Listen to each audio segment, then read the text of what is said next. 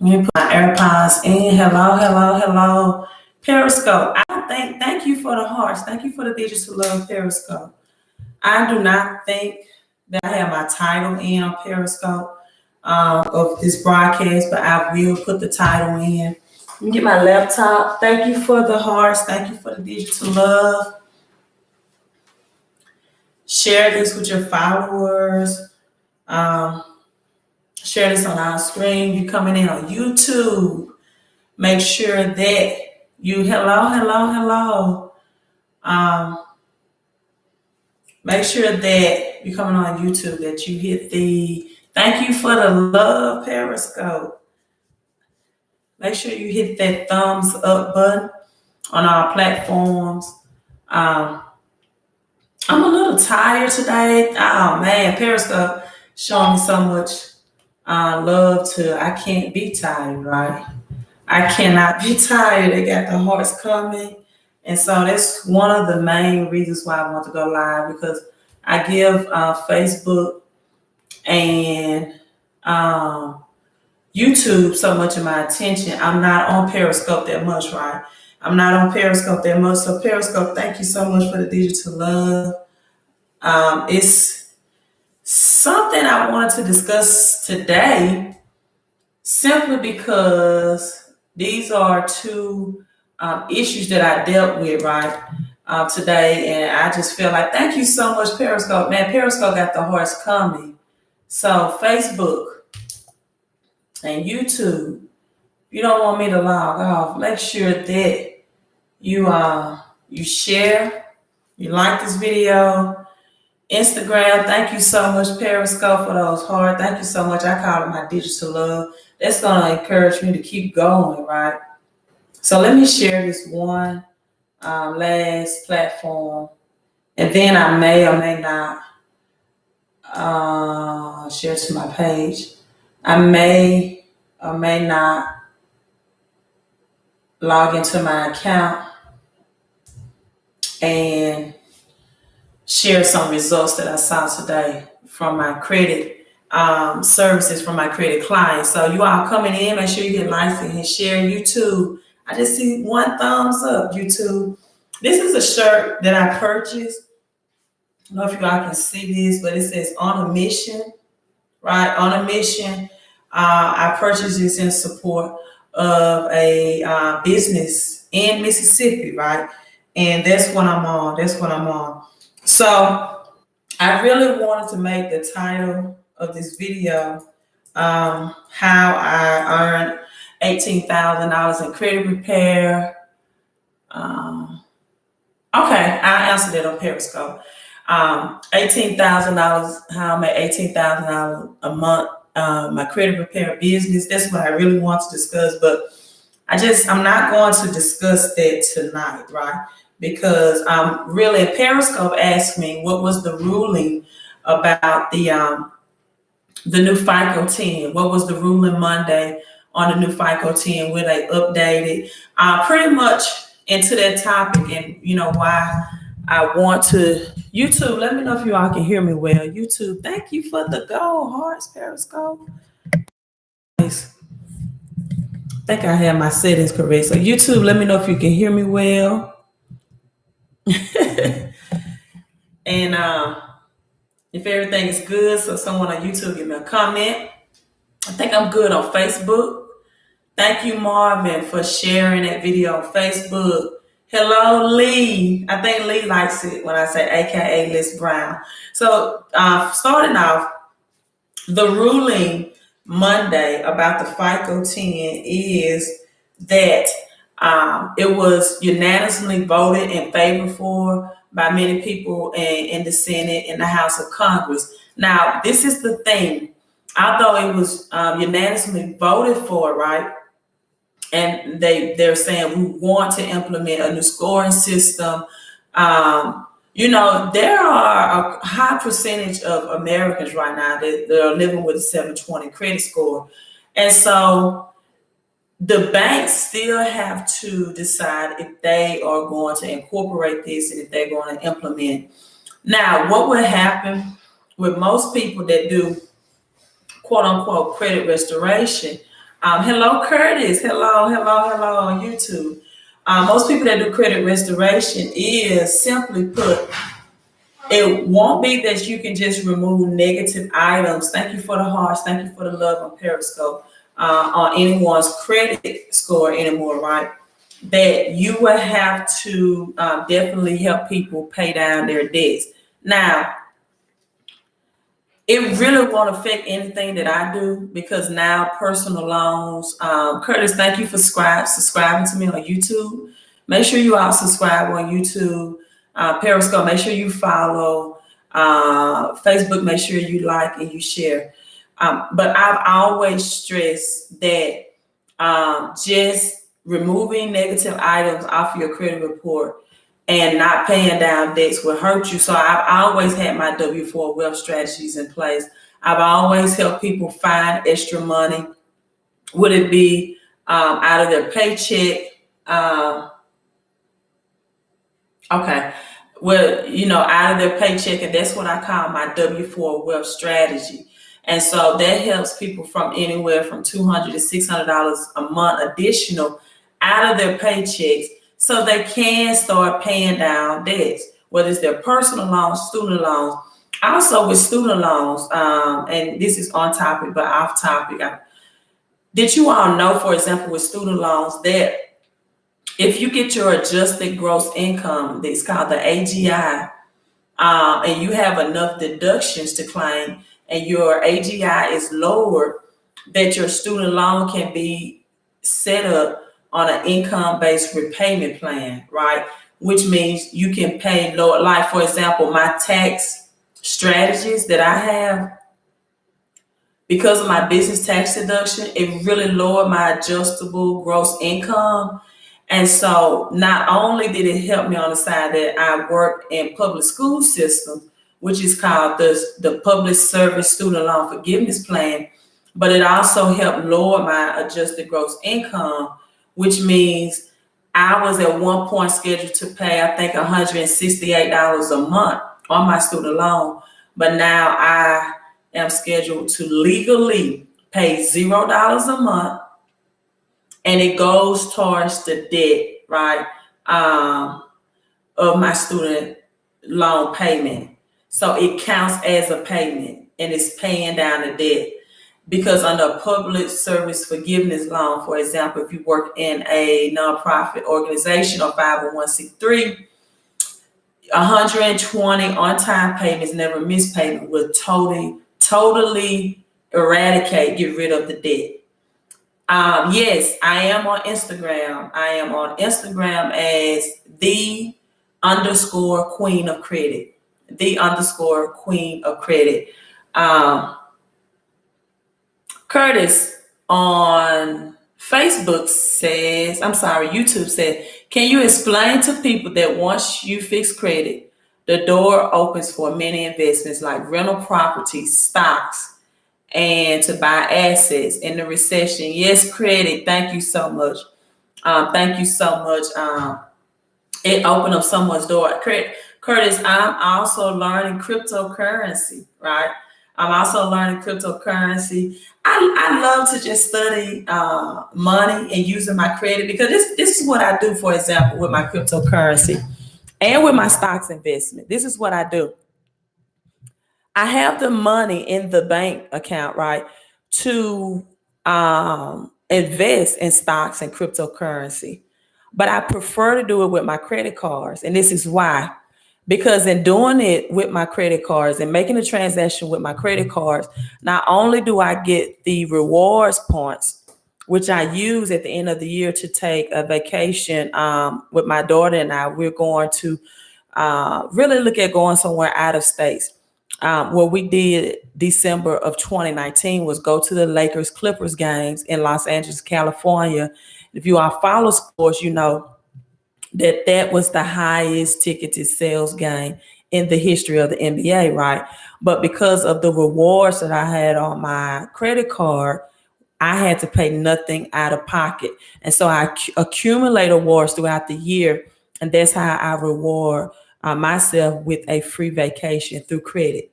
And I also pay that balance off at the end of every month so that I'm not paying interest on the credit card, but I accumulate the rewards, um, points, cash reward cards.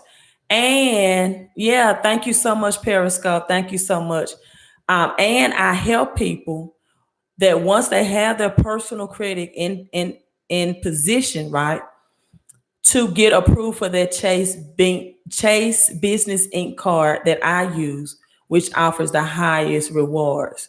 And so what I mean by that, help people, is a lot of people, especially if they have new businesses, right, they don't know how to put their projected income for the business for the highest rate of approval. Or they put an astronomical number, let's say $250,000 for a new incorporated business like a LLC or a corporation.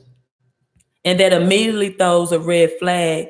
And to now the bank wants you to verify that, right?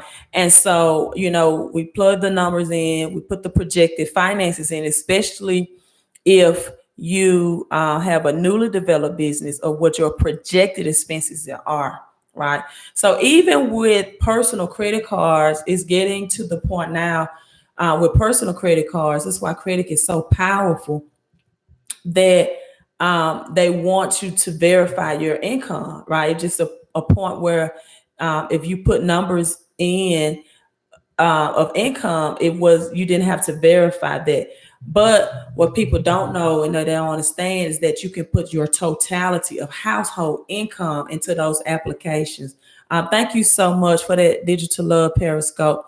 Facebook, Miss Smith Ginger asks, how do I go about to obtain your services? That's a great question. Go to my website, www.FICO.com.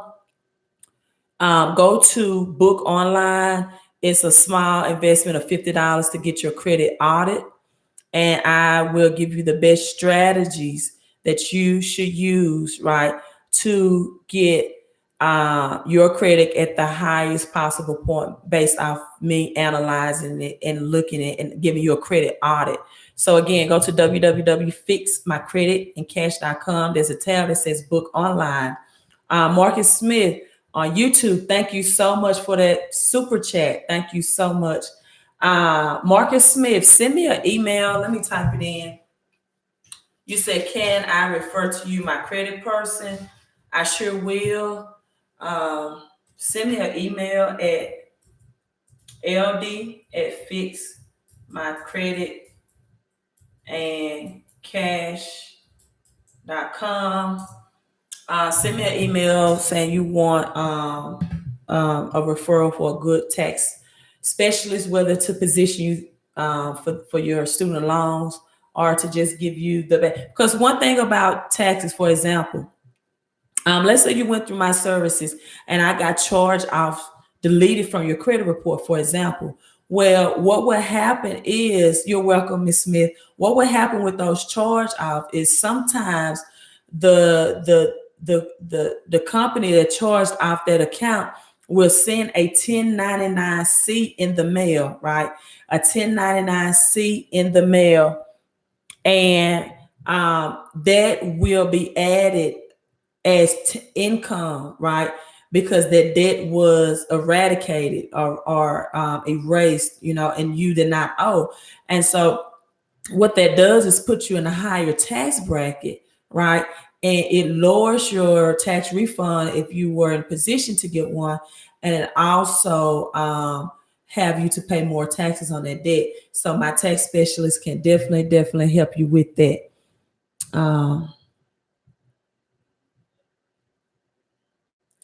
Curtis, that's an open-ended question. What's the right card to apply for with a 620 credit score with 1 year of history? I would have to really look at your credit report and see what type of card that you have now.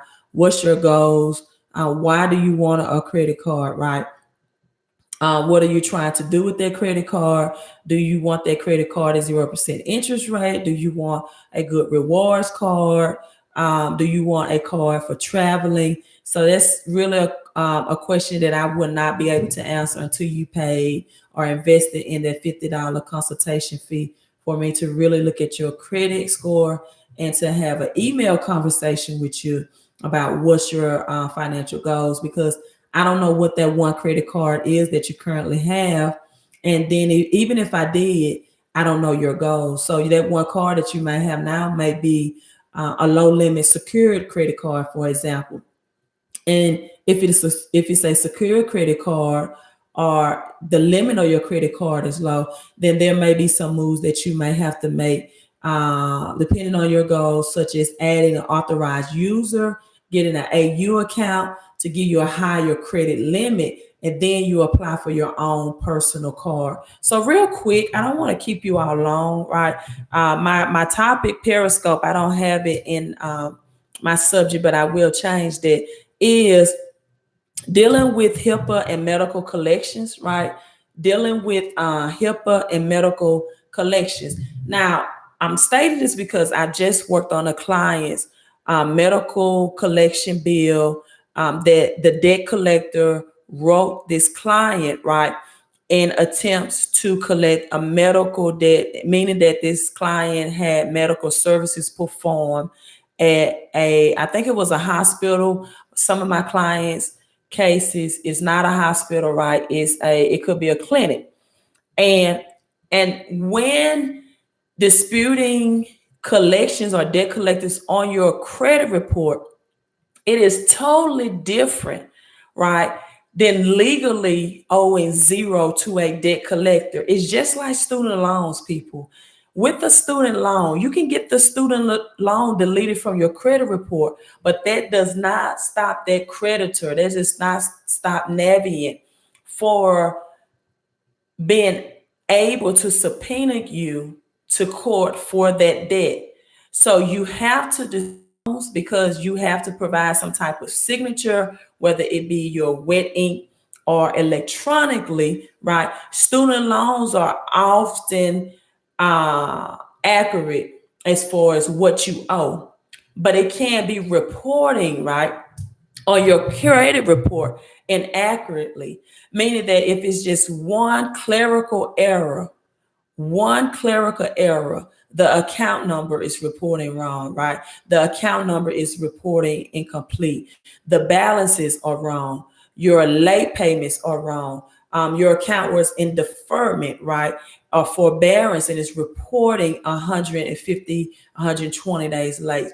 Those three legalities will position you to get any and every account that's not reporting 100%. It cannot be 98.9%. It cannot be 99%. All your accounts on all three credit agencies, TransUnion, Equifax, and Experian, must be reporting 100% accurate information. So if it's not reporting accurate, if it's reporting incomplete, or if it's not verified, right? And verification does not always mean your signature. Just think about it, people. If you apply for a credit card, for example, that does not require your signature.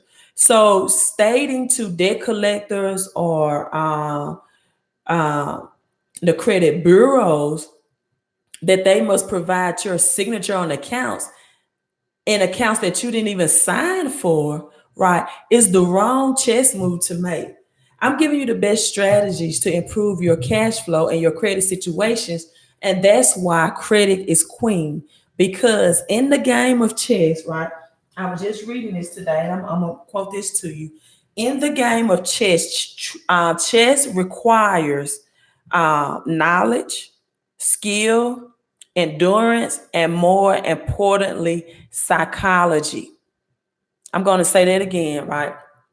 In the game of chess, chess requires knowledge, skill, endurance, which means you got to be patient with credit repair. You can't give up, even if you know it's reporting wrong. And the first time your affidavits are mailed out, the credit agencies write back and say, hey, it's verified.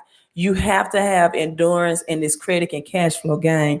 And it requires psychology, meaning that people, I'm going to say it again: skill, knowledge, endurance, and psychology. Meaning that if you don't have the knowledge of the law, you will not get the results that I get. I had a client, for example, told me, well, I went to Midland Funding, and I hope he's watching this. If not, I'm going to share it with them. And I asked them to verify the debt with my signature.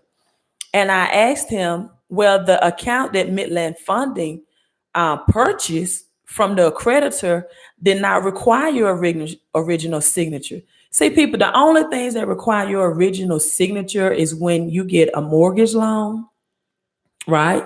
When you're renting a rental agreement, when you are purchasing a vehicle, right? Or in some cases, when you go to a clinic, right? Or a doctor's office, and it's your HIPAA laws, right? Um, they're asking you, is it okay to release your HIPAA to a third party collection agency in the event that you do not pay that bill? Now, what is HIPAA? HIPAA is the Health Insurance Portability and Accountability Act of 1996. So once you dispute a medical collections from the credit agency, not only do you have to dispute it from the agency, you have to dispute it directly with the debt collector. If you do not, the debt collector can legally summons you to court for that debt. So asking for your wet ink signature does not work with debt collectors, and it does not work with all types of collections, because if it's a medical collection, just know the Health Insurance Portability Accountability Act of 1996, right? I don't do taxes on Periscope. Of 1996, it does not just include HIPAA. It just does not include HIPAA. To get a medical, to legally owe zero for a medical bill, which means not only getting deleted from your credit report, but not being in a position where that creditor can summons you and subpoena you to court for the debt. You must also know the HITECH Act, HITECH, that was issued in November the 30th of 2009, your medical privacy status, right? And it's so much thing. The FACT Act, the Fair and Accurate Credit Transactions Act, that was issued July 1st of 2010. So when people try to Google a letter and they tell me that, hey, I tried to ask for validation for myself, then you don't know how all these laws and how all these inner workings work. And I'm like, you know what? There's nothing I can do for you at this point, because it's getting to the point of subpoena. But had you enrolled in my services, you would have legally owed zero, nothing towards the debt. So typically the follower response are as follows, right? When you're going with the original creditor, whether it be a medical collection or a regular debt collection that's non-medical, right? Non-medical, they will typically respond this way. Number one, they'll show you no proof at all that they have an agreement with the original creditor to collect this alleged debt. This is usually how it works. If you ever receive something in the mail from a debt collector, they will inform you you have 30 days to ask for validation of this debt. And the typical response sometimes is they will show you no proof at all that they have an agreement. See, this is it. You're asking them to send you a document with your signature. They're supposed to send you proof that they have an agreement with the original creditor to collect this debt. You don't know what to ask for. You don't know the laws that go with the asking. You have to know the law, and you have to know the language, right?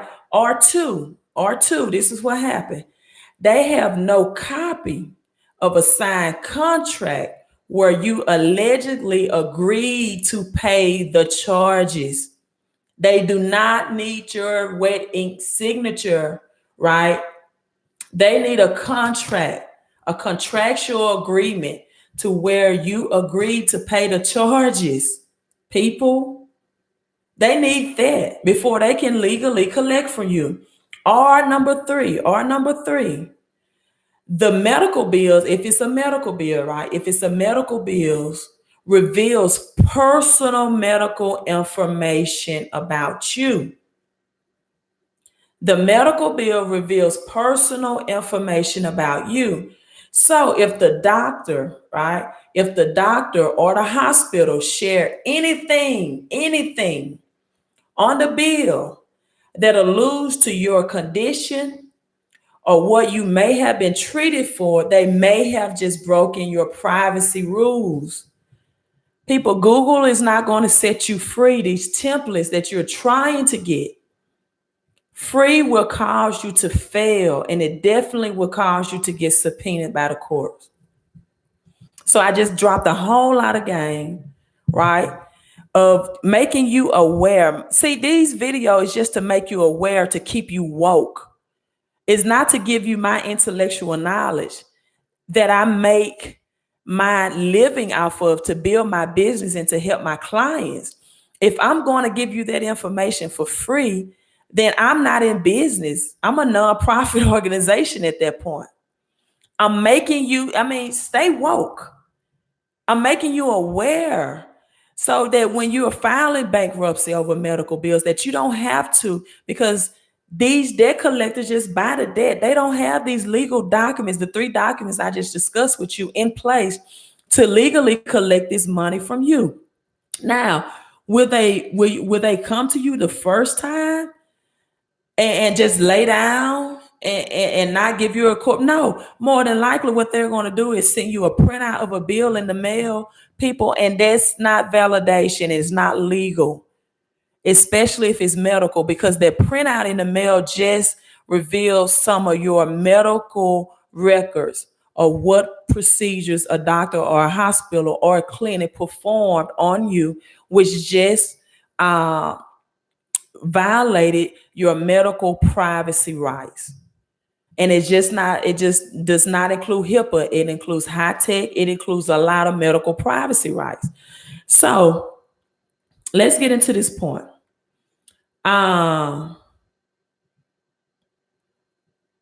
Prove that you actually owe the debt if it's a non-medical collection. Yeah, Curtis on YouTube said, LOL, many Black people, our Black and brown community, think nonprofit is going to save you, only knowing the law. Good evening on YouTube. So what does it mean? What does it mean when I say that any and everything that's reported inaccurate, incomplete, unverifiable on your credit report can be deleted? Whether it's a student loan, although you still owe that student loan, you still owe, right? Your credit report is just a printout or snapshot of how you pay your financial accounts. It does not release you from the original creditor, right? And that's okay if you thought that. I at one point thought that too when I was younger.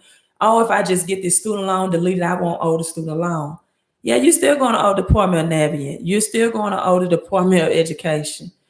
It just won't show. It's just like if you were a student in school, your A, B, C, D, or F just reveals your performance in the classroom, right? That's all your credit report is, right? Your performance in the classroom. So exercise your rights. This is all I do for you on your behalf. I allow you to exercise your rights by demanding that companies prove you actually owe these debts and that they are being reported fairly and accurately, right? It can't, over 50% of credit report contain errors, people, and unfair entries. Over 50% of credit report contains errors and unfair entries. Even if the amount is off $1, even if the balance is off $1, just $1, the date is off 1 day, a late payment, if it's off just 1 day, right? Your name is misspelled. This is what a lot of people don't know. Even if your name, and that's so big in the Black and brown community where names are misspelled, your address is wrong. That's why when people get my credit consultation services and they enroll with me, they get this service and I do not charge them anything. It's like $125 service that I can charge just to delete and update inaccurate misspellings of your name and wrong addresses or addresses you no longer live in on your credit report, right? All of these are valid reasons, right? Why you can get removal or deletion from your credit report, right? All of these are valid reasons for removal or deletions from your credit report. So why not make the credit agencies prove this to you?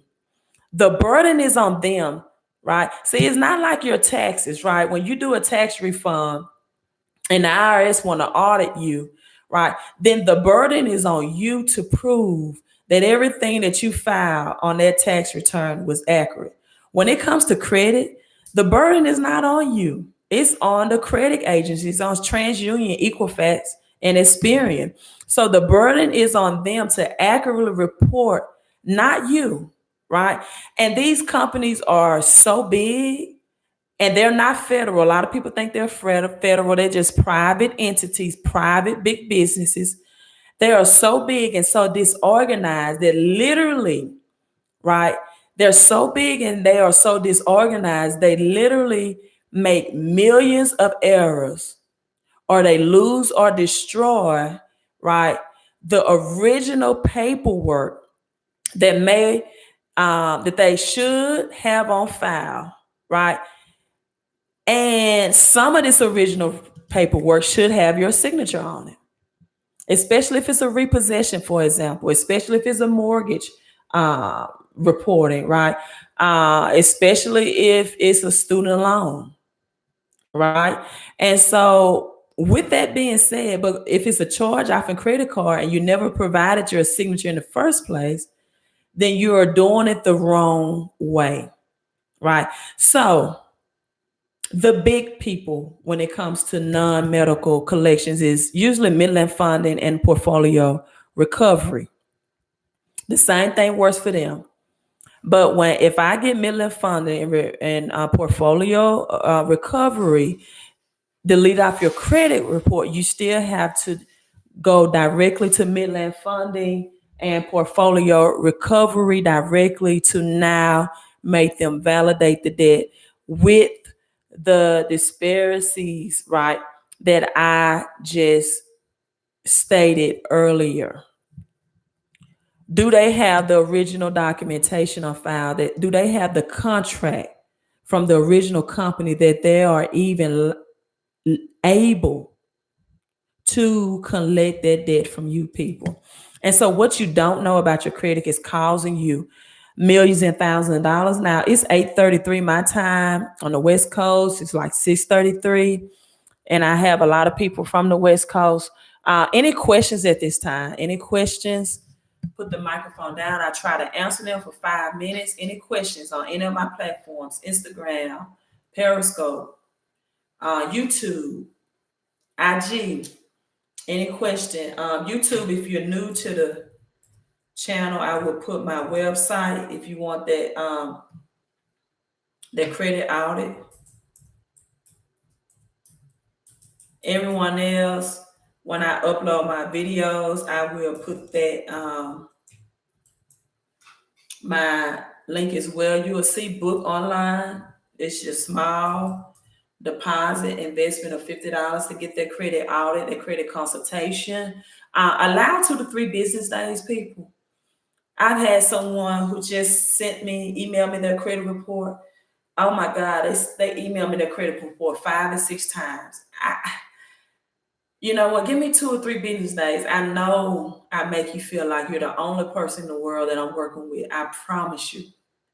That's why I don't need to get on any social media platform and degrade another person in the credit repair industry. There are millions of people out here that need credit help, but I offer you credit and cash flow help. All right, Mr. Brown, will the new FICO 10 have any effect on obtaining business credit. It will, in the sense, Mr. Brown, for example, the new FICO 10 under the FICO 8 and really the FICO 4 for mortgages, which a lot of banks and lenders use. It does not have a big effect, a much effect on your late payments, like 20-25 points drop. Now the FICO 10, if the banks want to adopt it, will drop your score 40 to 45 points. And it will keep it that way for 2 years, right? For 2 years. And so with business credit, what will happen that if under this new FICO 10 for this summer, if you have a high amount of personal debts, personal loans on your credit report, that will affect. That's why I tell people two things now. The best time to get your credit restored is right now. Actually, it was yesterday. But if you didn't start on with me yesterday, the best time will be tomorrow because it's like, to get it done today because you want to give yourself a 680 or higher credit score. Because people that's really at that 650, when this new algorithm takes in place of this summer, right, you can immediately see a 20 or 30 point score just drop, boom. And now you're in the low 600s, which is not good credit. What's the first process to establish business credit? Make sure you don't have any bankruptcies, no late payments within the last 2 years, reporting bankruptcies at all. And you cannot have any more than 5 inquiries on your credit report. 5 inquiries, no more than 5 inquiries within the last 2 years as well. No late payments. And also, if you have personal credit cards, you want to make sure those personal credit cards are not maxed out, meaning that you want to make sure those balances are, I like 10%, right? I like 10%. That's where my W4 wealth and getting you more cash out of your paycheck comes in to get you that extra money. But for example, if you have a $5,000 credit card, you want to make sure that that balance is below $1,500. I like it even lower. Thank you so much on Periscope for putting that in. So you want to have, and usually the rule of thumb with business credit is your highest credit card limit. Really would like to get that at 10%. So if it's a 5,000 credit card, I really like it at 500 balance or below. I really like people to pay their credit card balance off in full so they don't get charged any interest rate, right? That keeps your credit score at the 850. But a rule of thumb is your highest credit limit on your personal credit score will usually be the highest approval, even if your credit score is high. If you have less than 5 inquiries, you have no bankruptcies, you have no late payments within the last 2 years, it will match your highest credit limit. So this is the only time, the one and only time that I recommend that people get authorized authorized users trade lines that are at least 10,000, 20,000 or 25,000, 30,000 or higher. Then you apply for that business credit card and you'll have a higher limit business credit card. For example, when my first business credit card was a $10,000 card because I had a $10,000 personal credit card, reporting on my credit report, right? And so I got approved for a Navy Federal personal credit card with a $25,000 limit. And now when I apply for my next business credit card, it matched that $25,000 and then $50,000 and then so forth and so on. So they like to mirror your credit limit because they look at your personal credit and say, if this person can manage $25,000 on their personal credit card, they can surely manage that much on a business credit card.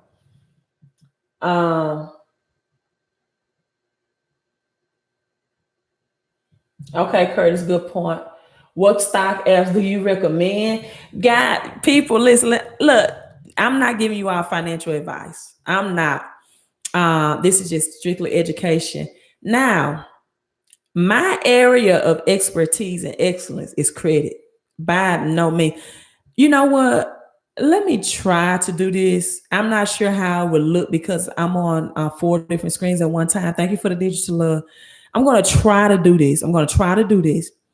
Um, I'm going to try to show you all the charge off deletions after this clients. I'm not going to try to, it's going to be blurry, but I can just tell you this because this was the most challenging credit report that I came across. They had all of the major uh, uh, American Express, Discover, Capital One charge off, Bank of America. It was two of those. Um, 𝒞𝓄𝓃, uh, collection, I think Roundup, collection, and some more. It was over 10 charge out. But the thing was that their charge outs was from, oh, and they had a Wells Fargo. It was from the big banks. American Express, Discover, Bank of America twice, Wells Fargo, Capital One, charge outs. I'll charge out. I've heard people that's been doing this longer than me, have a bigger following than me, say, "Hey, we can't remove Wells Fargo charge off. We can't remove American Express charge off."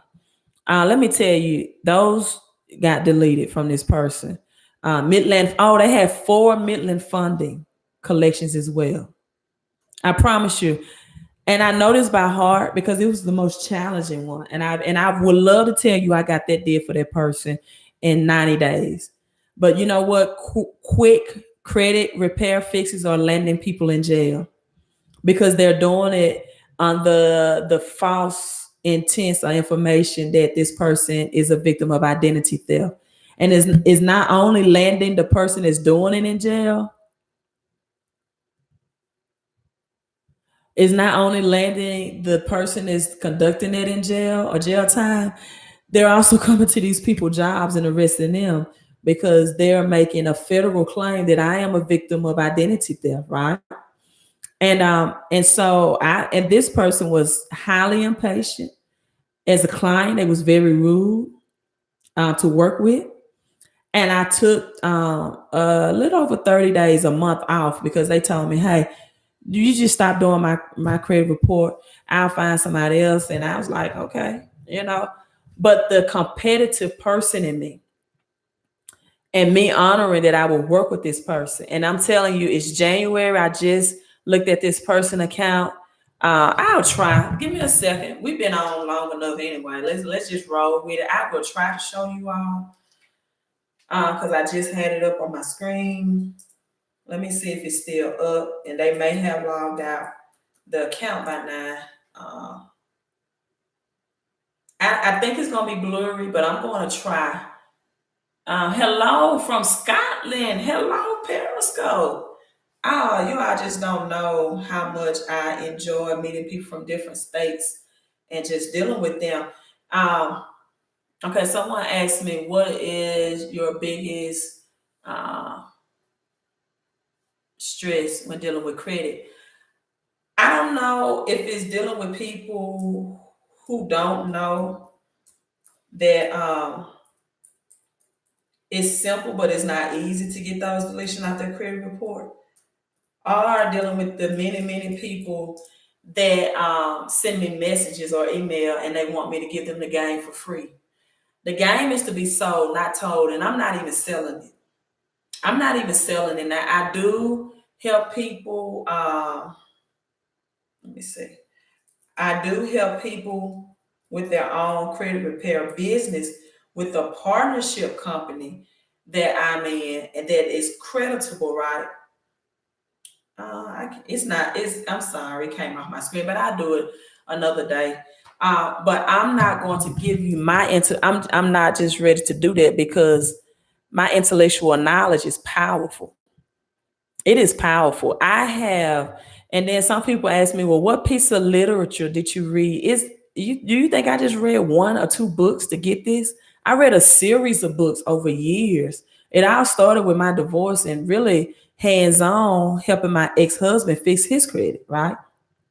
So this is years of research. So when people ask me what literature did I read or blah blah blah, this is just a small bookcase behind me. You all probably can't see it. I have a whole room of books. So that's not even something that I can answer in a sentence or a message or even a phone call, right? And I screen the people that I work with, because when you get your credit analysis, this is how it's going to work. I'm going to send you a text message or email, and it's going to show you exactly how to email me your credit report. And you can read it, or I even have a very less than a 5-minute video explaining it. And some people would say, hey, can I call you so you can walk me through how to email your credit report? Well, I know exactly you're not going to be the client that I'm going to work with, because when you get your results in the mail or online through Experian, they do a lot online notifications.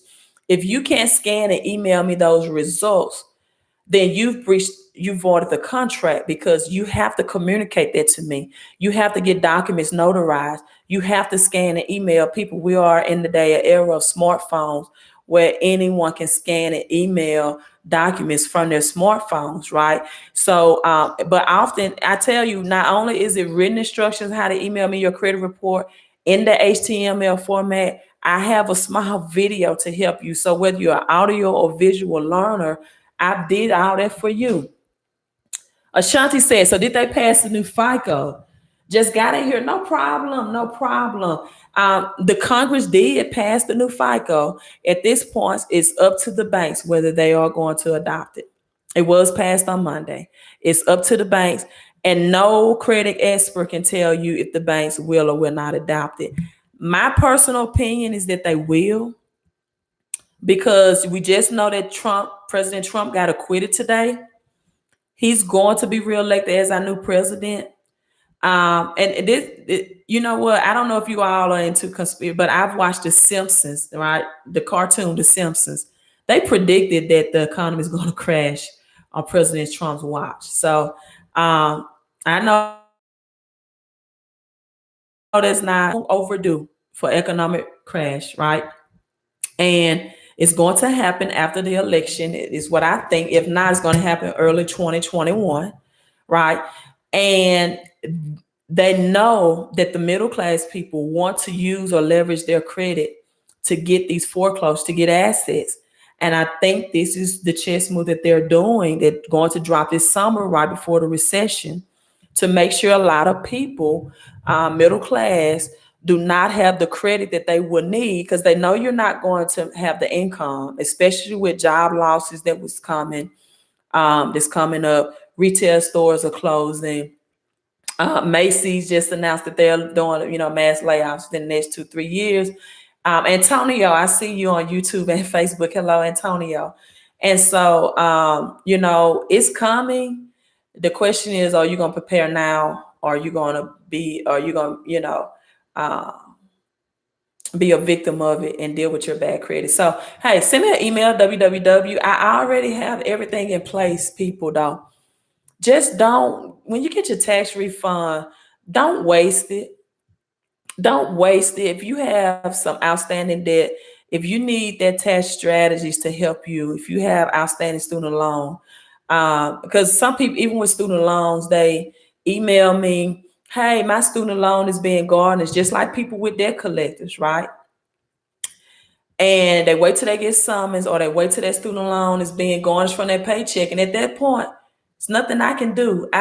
You followed me for months, and you want to wait to the point till it just gets out of control or in the hands of the courts. And when it's in the hands of the courts, I can give you something to say when you go to court, or debt collector. But if you don't know this information for yourself, and I won't even give you that for free.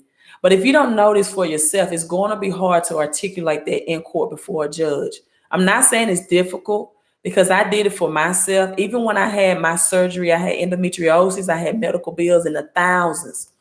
And I represented myself in court and saved myself from thousands and thousands of dollars. All right, last thing, Ashanti. Been watching your videos, just got certified through CCA to do credit repair.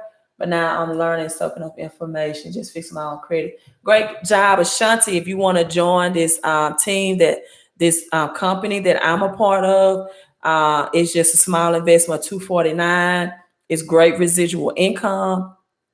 To do credit repair, send me an email, Ashanti at LD at fixmycreditandcash.com. Since you are certified and you already have some knowledge, this will be a great way for you to tap into.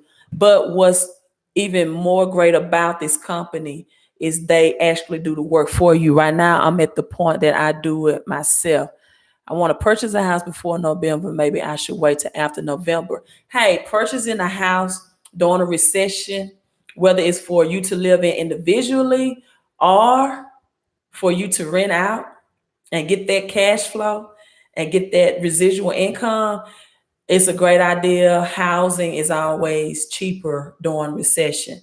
So if you want to get your credit fixed for November to be a home buyer or to get the cash flow from renting out homes, get started now, people. Don't wait till July and you know you want to make these boss moves in November. Because just like the client that I was telling you about that had all these, especially if the changes in the algorithm or change in the FICO 10 is adopted by these banks. Don't wait to the last minute if you can. And so if you have the money now, if you're getting tax refund, whether you want to start your own credit repair, I don't think I tell people about credit repair, is have some information and knowledge about it, because I cannot help you get your own clients. I can help you get your own clients' results, right? Thank you so much. Having good credit will protect you by building an arsenal of cash and credit. Someone asked me about stocks, and I told you I was not a financial advisor. I'm a newbie and beginner in stocks. I'm also a newbie and beginner in cryptocurrency. I've really been liking crypto because I'm still learning stocks and crypto over the last month that I've been involved in cryptocurrency. And definitely not Bitcoin because it's $9,000, but other bit cryptocurrency and altcoins. I have seen a steady pace. You know, sometimes it's dropped, but for the most part, it's been giving me a greater rate of return back on and putting my cash in crypto than just holding in. Miko, that was my high school boyfriend name. Miko showed to say, I want to buy a house this year, but can I also buy an investment property this year as well? I don't know, Miko. That's like an open-ended question. I don't know what your credit score is. I haven't looked at your credit report. I haven't did a credit audit. So, I mean, when it comes to, you can do that, but it's just so many moving pieces when you want to buy an investment home. Like, do you want a townhouse? Do you want a complex? Do you want a multiplex? Right? Some people just want to have more than one tenant. They don't want a residential house where they're depending on that one tenant. But Miko, I think you and I are from Mississippi, right? And so residential homes in the state of Mississippi might be a very, very good investment. Honestly, Miko, I will tell you this from my experiences. Again, I'm not giving financial advice. If I could do it all over again, I would get a rental investment first in real estate. I would get that rental investment first. And then I would get my own personal home to be a home buyer or a home investor. And that rental cash flow would pay for my own home. I would not do it out of pocket. I mean, or income job. I would not. I would let that residual cash flow pay. I would let real estate pay for my real estate. And I hope that makes sense to you. So in this credit and cash flow chess game smorgasbord, the queen move that I would make would be get the investment property first and let that property pay for my mortgage. And that's how you never pay a mortgage again another day in your life, right? Versus the Dave Ramsey approach or advice of get two jobs, pay off your mortgage, pay off your house, pay out your debt. You'll never be debt free when you have a house. You always have property taxes. But what you can do, right? What you can do is to get a tenant to pay for your mortgage. And then when you get your own house, because I tell people I prefer to live in a home over apartment. I lived in both. Just a certain amount of privacy that you have in the home. And I like working in my yard. Is that now once you get a home-based business, which I also offer that through credit repair, another great reason to have a credit repair home-based business, right, is that you also get business tax deductions as well from your home, which makes your home more of an asset and not just a liability, right? Because 𝒤𝓾𝓒e teaches us that home take money out of your pocket. When you have a home, the maintenance, the upkeep, right? HVAC, that takes. But when you buy a rental home, that puts money into your pocket, right? Because even if you have to pay maintenance on a rental property, you're still more than likely cash flowing over your maintenance issue that may arise. All right, well said, leverage. Thank you all. I will upload these videos.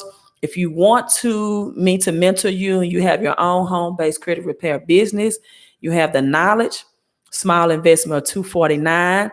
The great thing about this, that if you need your credit fixed as well, right, you can also get your personal credit fixed, and they will teach you the W4 wealth strategy. And one of the great models of a home of this home-based credit repair business, right, is that your W4 wealth strategy, whether you're a 1099 independent contractor or just an employee who's receiving a W4, right, they will maximize the money that you are receiving from your labor and fix your credit. Now, you might ask me, well, what's the difference in their credit restoration program and mine? Theirs is month to month. So and you might not get the results, but let me tell you, anyone that's had a very advanced credit profile of 10 or more charge-offs, collections, or bankruptcy reporting, you may have to wait up to a year anyway, right, to get those deletions. But I tell people, especially when it relates to bankruptcy, would you rather get that bankruptcy off in 12 months or a year, or let it stay on there for 7 to 10 years? What are your options? Either you're going to wait a year and get it deleted. It might be deleted in 6 months. I got bankruptcy deleted in 40 days. I've had some deleted in a year because they had 12 accounts connected with them that was discharged, right? I've had some take longer than that because they've had a bankruptcy and repo. But I've had bankruptcy in 40 days. Easy breezy, And so, are you going to wait 7 to 10 years? A chapter 7 stays on your credit report to 10 years. Chapter 13, 7 years. Jesus, if Nico going to get a rental property, he can't use FHA and must put down 20%. Yes and no, Rico. You can use a VA loan, for example, if you want to get a multiplex, a multi-unit. But there are ways, if you're not getting a residential property, that you can use an FHA, right, to invest in it, So yes and no. Like, for example, with me, let me log off. My FHH and my mortgage right now does not even report on my personal credit score, on my personal credit report, for various reasons. So look, okay, so I had to do that. So it's something of inaccuracy that came out of my divorce.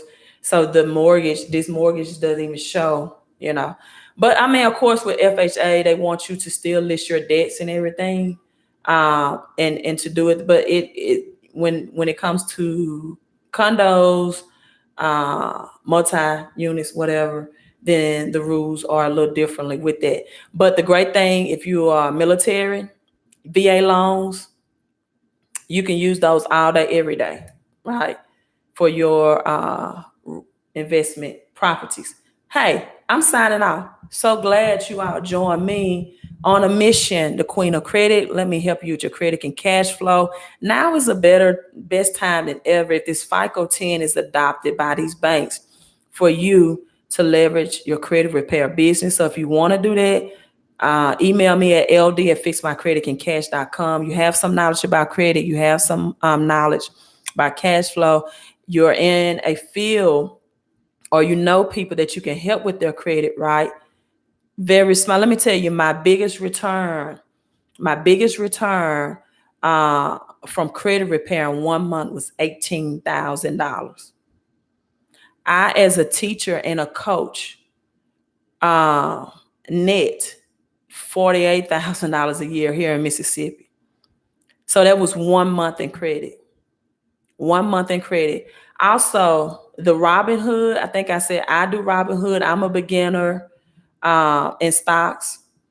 I'm not sure, if I would do a lot with the stock market right now because, the stocks are priced the highest they've ever been. So I'm just sitting and waiting till the economy crashes where I can buy those stocks really, really cheap and inexpensive, like Tesla. I'm just hoping Tesla goes down to $200 or $300. I'm just hoping. I definitely would buy some Tesla stocks, and they've been performing off the charts. So I'm just learning the game about that. I may take some classes on Forex, but I don't want I don't want my attention going in so many different directions. But I will put that Robinhood link in. And then I'm also looking at altcoins and cryptocurrency that's been bringing me a good rate of return. I would like to do stocks trading, right? Trade in one day and get out, but I don't know a lot about it, specifically in the area of yeah, I've heard of Webull. It's just not something that I use right now, Curtis. Yeah. So Robinhood is very user friendly, and there's a lot of people on YouTube that teaches you how to use the Robinhood for investing in dividends and penny stocks, and so it's a lot more information on YouTube about Robinhood versus Webull, right? So that's it. I'm signing off, Queen of Critic here. And you all have a great night. Get your credit and your cash flow up. Let me hit the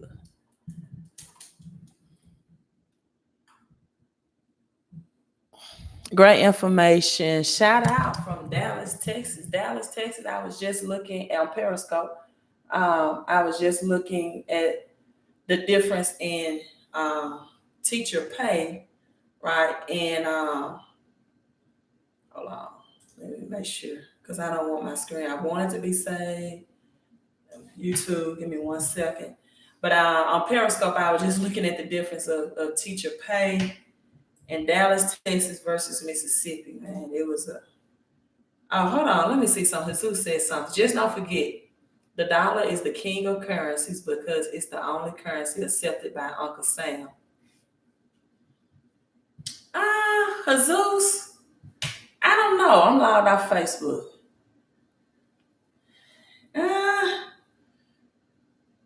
Well, the dollar's not backed by anything but a promise from the United States, But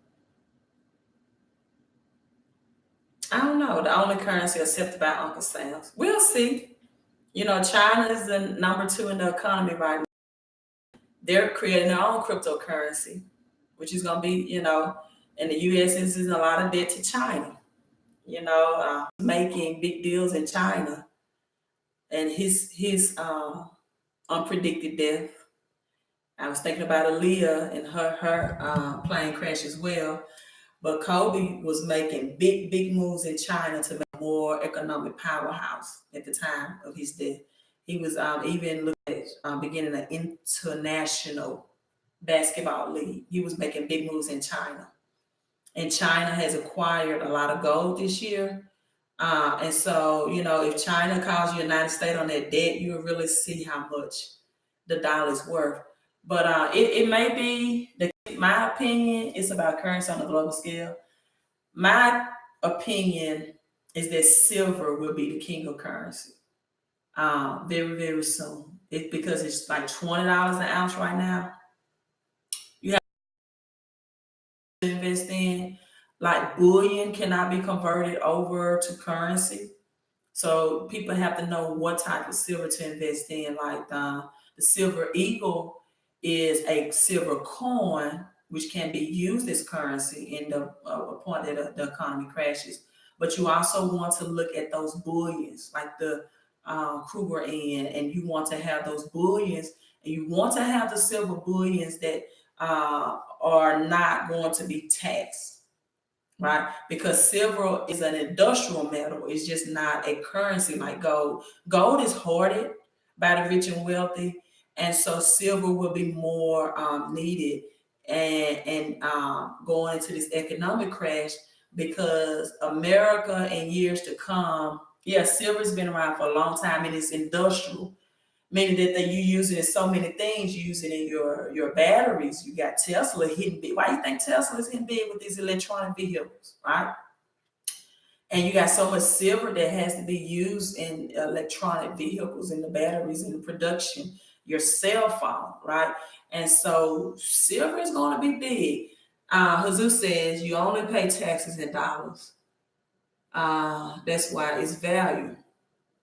You know what? I think differently. I think why it's value less, because it's what you can be taxed on. It's the highest thing that you can be taxed on, meaning that an employee is taxed high more for that money that they get in currency from their paycheck than an entrepreneur who's going to invest in real estate, right? And so that's why the dollar is dead. That's why you see on the dollar that it's a note, it's a legal tender for our debt, because it's the highest tax form of currency, right? And so cash has its place, but you're going to get taxed higher if you don't know these, if you don't get these W4 wealth strategies and play the game that the rich and wealthy on a middle class scale. See, you can get the same biggest tax deductions as a McDonald's or Burger King franchise right out of your home, but the middle class they're not woke to that, right? And so the dollar is the highest tax form of currency, because it's not money, that anybody can have. So you just got to know how to play the game legally, versus trying to carry someone's child as a dependent the illegal way. Antonio, how can you buy or purchase silver?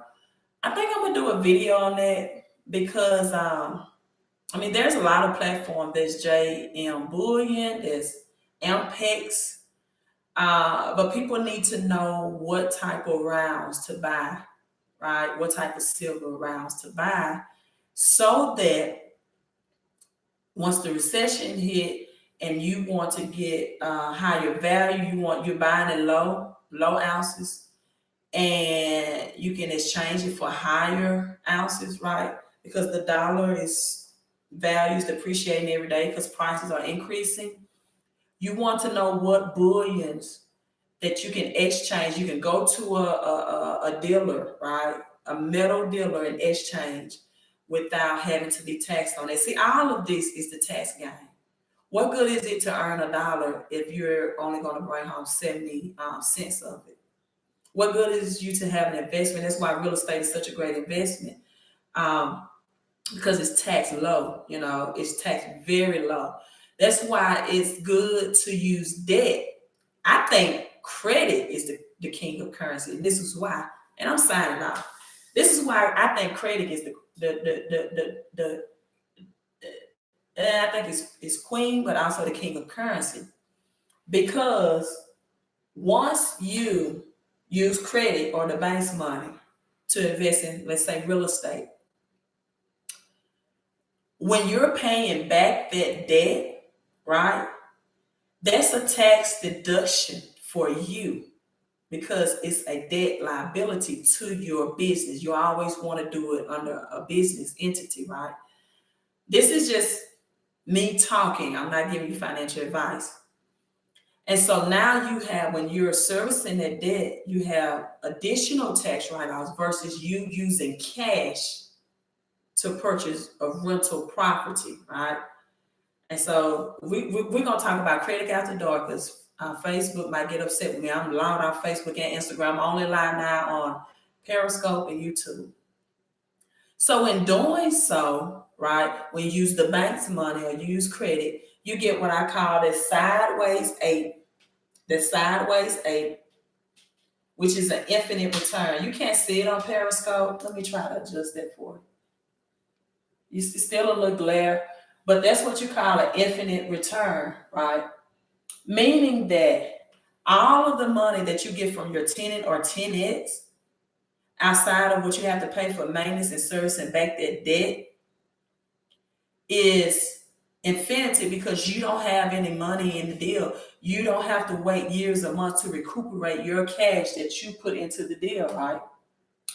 And so on top of that, if you use cash to invest in real estate, right? Thank you for sharing my live on Twitter. Periscope, I really need you all to share a lot, because I'm not on Periscope that much, and definitely not on Twitter. I usually get on Twitter to see Donald Trump and what he has going on. And so once you have a tenant and that tenant pays you every month, that income also has to be taxed, right? Right? Because that's income to you. So that money has to be looked upon as tax money, as income. So you got that. But when you use your credit to do it and the bank's money, now that lowers that taxable income that you're receiving from your tenant, and is usually at very low interest rate.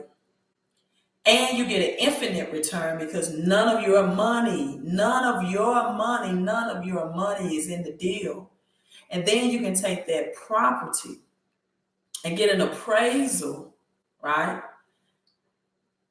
And use it, if you want to invest in another property, if you raise that rental property to a higher standards than what you got the original loan for.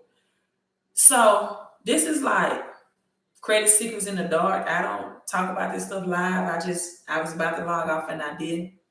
So yeah, I'm dropping some real dimes right now. So just because I give you what you should get for free on video, don't question my knowledge, because my first rental property, man, I came straight out of college with a $5,000 Discovery card. Bought the house for $5,000 for my ex-principal. My principal lived in a very nice house. It was vacant, his family had upgraded. And I haven't turned around ever since. So I tell people all day, every day, credit is the best. Credit is the best. I've even purchased my silver with credit, right? Because that way I get my rewards cash back for the same purchase I would have did with a debit card. And then, it's just, what if something happens and I need access to that cash for certain emergencies that credit won't apply? Well, I have that cash in reserve, right? I have it in reserve. Or what if something happened, I lose my job or something, and I need to make an investment in real estate? You can still leverage your credit. You might get your last paycheck. You might get a layoff notification. You're like, you know what? I got to leverage my credit. I got to make a move now. All right. I may use Cash App to purchase by putting down 20% after I fix it up. I put my money back out of it. It's tax-free because it's considered debt.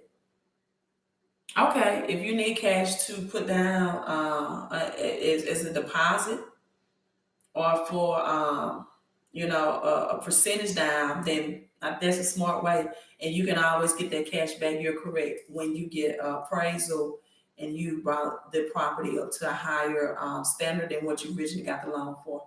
All right, you all, let me go. Enjoyed you all tonight. Some good questions, good feedback, good commenting. Love you, Periscope. Thank you for sharing. Make sure that you subscribe. I don't know what they call it. Follow me on Periscope. I don't know what they call it. YouTube, hit the thumbs up. Make sure you hit the thumbs up. I'm signing out for real this time. Queen of Credit.